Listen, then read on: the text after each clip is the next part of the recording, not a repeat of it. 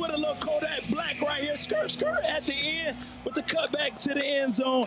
And see, we know Frank Peason as an in-between the tackles, 15-yard game runner. But hey, he can take it to the house. As we can see a closer look right here, showing you that he has motor, like we say from the crib in Florida. But then at the end, like my dad always told me, they get in front of you, you cut back, and that's what he did into the end zone.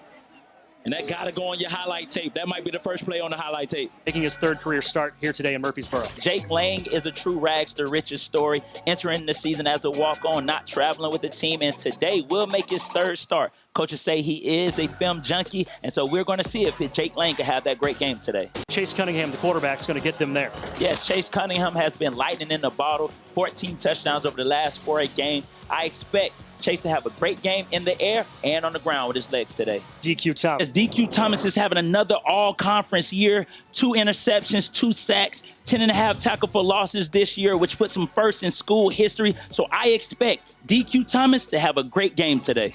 Led by Max Bortenschlager. Max is having a great season statistically despite their record. He's on track to set the single-season passing yard record for FIU. He has weapons all over the field. So I look to see FIU and Max take some shots down the field to try to secure a victory today. Western Kentucky, they're right back at it where they were picked off a couple weeks ago. You're right. Last week, uncharacteristically did not cause any turnovers. But this week, they're back to doing what they do. I know Coach Schaefer probably had to preach that all week, that they got to get back to forcing turnovers. And we see why today they are ranked #1 in the nation. You see a sack right here by Geronte Davis. If you look at the stunt, the linebacker was able to go out, get the eyes of the tackle, allow Geronte to go underneath to get that sack right there. So that was a big play, and rocking the baby at the end. Right here, you see Quincy Riley, Mr. Pick himself, Mr. Pick 6 himself, 5 picks on the year. 3-step read. Anytime you're in shotgun, a 3-step read is just a simple catch and throw. Riley reading it all day with the interception. And then here, you got Greg Great just being great, causing a fumble. The receiver right there. Anytime you're on receivers, when you catch a ball, the ball goes in the outside hand. The receiver kept the ball on the inside right here. Greg Great put his head on the ball, forced it inside. If the ball was on the outside, it probably would have went out of bounds. A great job by Greg Great right there. Last play right here, we got Reed Blankenship, Mr. Leading Tackle now with 9 picks, coming up with a great interception. You see the hands, you see the rollover to save it on his ear. So you got to make sure you look in the mirror tonight and thank his ear for that interception. Under Coach Stock, what kind of investment does that mean to you? Man, it means a lot because anytime you have a vision or you have a goal and you want others to invest and support it, you want to first be the one that invests in your own vision. And I think that Coach Stock and Miss Stockstill contributing $500,000 of their hard-earned money means a lot. It says a lot to me. On first down, near side, and that's his favorite target, the redshirt sophomore transfer from Penn State, Zach Kuntz.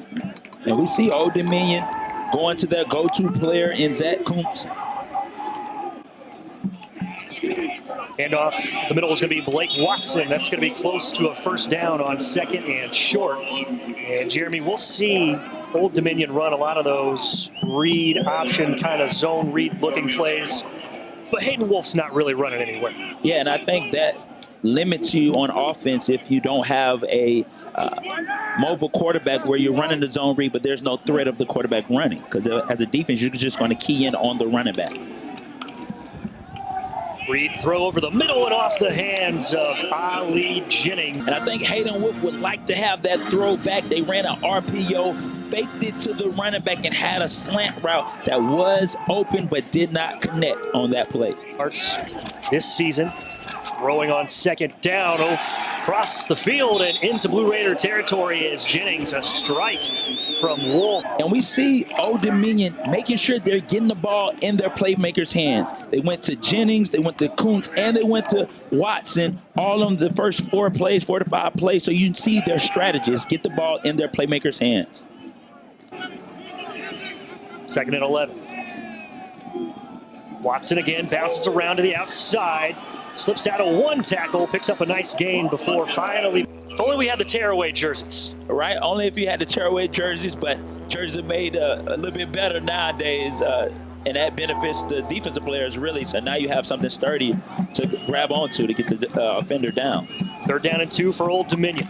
Handoff up the middle is Watson. He's going to have the first down and move the chains. And one thing we see in common with both teams is that they want to establish the run. When you establish the run, it takes pressure off of your young quarterbacks or inexperienced quarterbacks so they can relax and don't feel like they have to get long 3rd downs or in long 4th down situations.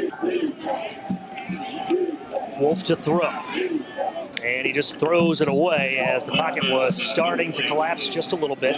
I think you see Wolf's maturity over the last 4 games that he started. Last week was his first time as a starter not throwing an interception. So he sees what strategy works. Hey, if I don't see it or if my receiver is covered, I got to just throw the ball away. Great job by him on that play. Of the year before Wolf got the nod against Western Kentucky. Here comes a blitz from middle, taking a shot far sideline. Coming back for it is Jennings. And great job by Ali Jennings being able to adjust to the ball on a back shoulder underthrown throw. Great job by him, and he's off to a great start last week, almost catching for 100 yards, catching for 99 yards. So he's on his way there today on this first drive. Going to get 6 here on 1st down. Wolf to throw, looking end zone, looking for Kuntz, and he got it. Zach Kuntz.